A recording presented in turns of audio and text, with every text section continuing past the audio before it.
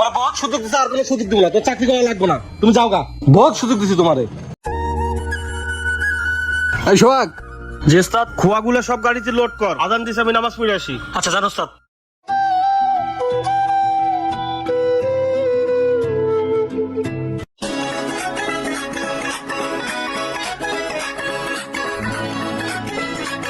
এই সোহাগ, এদিকে আয়। আসতেছি বস। জি বস। কিরে রহমত কই? ওস্তাদে মাত্র নামাজ পড়তে গেছে। বাজে কত? 1:30 বাজে। তোকে না 2টার মধ্যে টিপ নিয়ে যাওয়ার কথা। ওস্তাদ আইলে যাবো গা। তোর ওস্তাদরে ডাক দে, যা। যাইতেছি বস।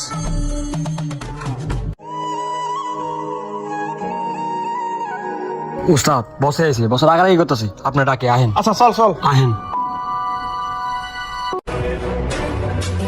আসসালামু আলাইকুম মহাজন। ওয়ালাইকুম আসসালাম। কি রহমত, কয়টা বাজে এখন?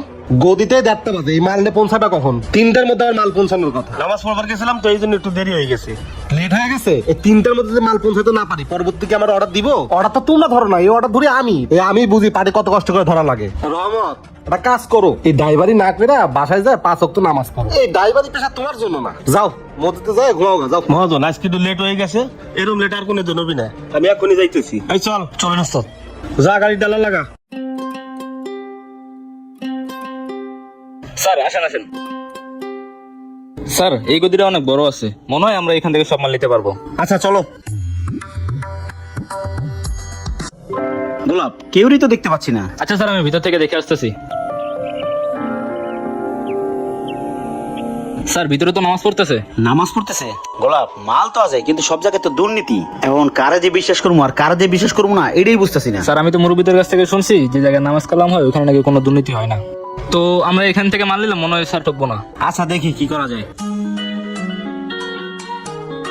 আসসালামু আলাইকুম, কিছু লাগবে? ওয়ালাইকুম সালাম। আমি ডেভেলপার কোম্পানি থেকে আসছিলাম। এই মুহূর্তে আর্জেন্ট আমার 10 ট্রাক বালি দরকার, দিতে পারবেন? হ্যাঁ হ্যাঁ, 10 টাকা বলে দেওয়া যাবে, কোনো সমস্যা না, দেওয়া যাবে। আচ্ছা শোনেন, আপনি যদি প্রথম চালানটা ভালোভাবে দিতে পারেন, আমাদের সাথে সারা বছর ব্যবসা করতে পারবেন। ভাই, এই এলাকার মধ্যে আমাদের গদি হচ্ছে নাম করা। আমার বাপ দাদার আমল থেকে এই গদিটা আমরা চালাচ্ছি। আমরা সততার সাথে ব্যবসা করি, সমস্যা নাই। আপনার যত গাড়ি মাল লাগবে আমরা দিতে পারবো। ও আচ্ছা, এই গোলাপ টাকাটা দাও তো। এই নেন স্যার।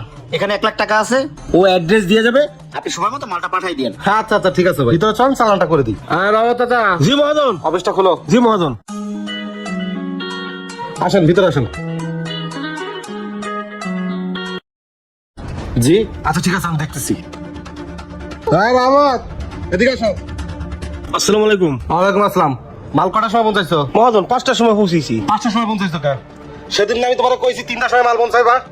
ঘাটে থেকে যান ফোন দিতেছে, টাকা জমা দেওয়ার কথা। ব্যাংক তো বন্ধ হয়ে গেছে, এই টাকা কালকে ছাড়া জমা দিতে পারবো? কি করছে, এত দেরি হয়েছে কেন? মহাজন নামাজ পড়ছি তো, এই জন্য একটু দেরি হয়ে গেছে। তুমি যে বাসে নামাজি পড়ো, আমি ঘাটের টাকা জমা দিতে পারলাম না। কালকে যদি তোমার ঘাটে গাড়ি যায়, সে গাড়ি খালি ফেরত দিব।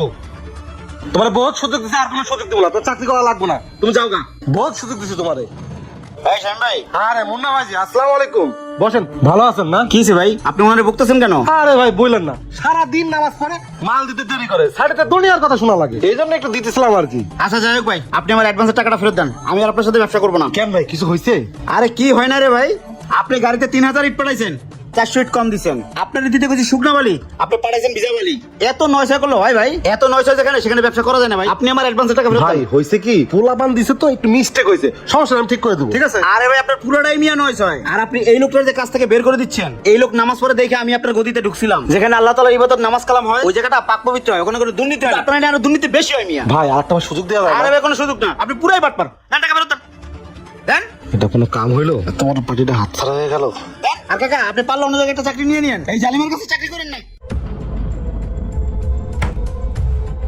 মহাজন আমি আর আপনার চাকরি করবো না, যেখানে নামাজের জন্য কথা শোনা লাগে, আর আপনি তো নামাজ পড়েনই না, আর অন্য জনের নামাজ পড়তে আপনি বাধা দেন। আপনার মতন জালিম মালিকের চাকরি আমি আর করবো না। এই নেন চাবি। শুনেন একটা কথা, এই নামাজের জন্য এর মতন হাজারটা চাকরি আমি ত্যাগ করতে পারি। আসসালামু আলাইকুম।